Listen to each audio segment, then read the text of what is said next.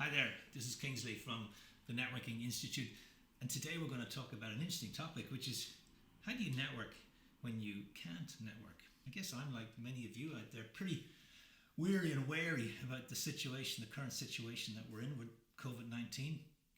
We're all forced to work in different ways. In effect, we can't network the traditional way. So there's no more coffees or breakfasts or lunches or dinners. There's no more conferences. There's no more exhibitions. There's no more serendipitous opportunities. There's no more random meetings. It's kind of all gone. And so no more in-person communicating, collaborating, cooperating, and certainly no more crack.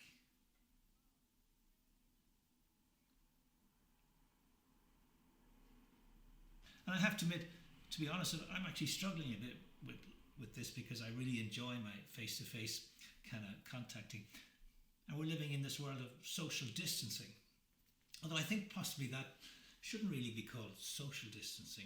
It should really be called physical distancing. And actually, I think we should be socially connecting. It's just that we can't kind of do this face-to-face. So now we're all Zooming like mad. I've actually run over 70 Zoom webinars now in 11 countries since this all started. One of my friends refers to me as a baby Zoomer.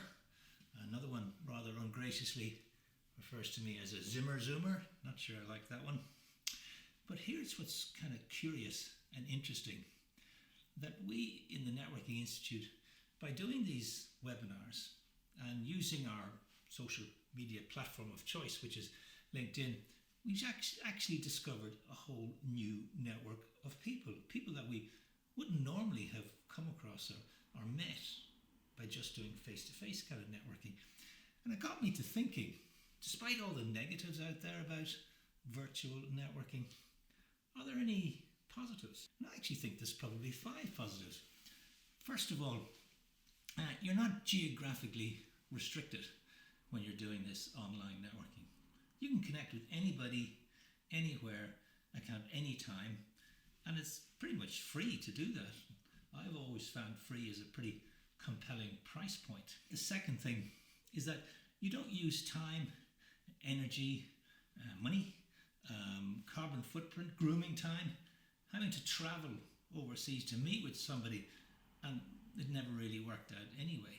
Thirdly, what's happened in these circumstances is that everybody's kind of available, because you see, nobody's going anywhere. I keep getting these calls from people saying, are you around next week? Of course I'm around next week.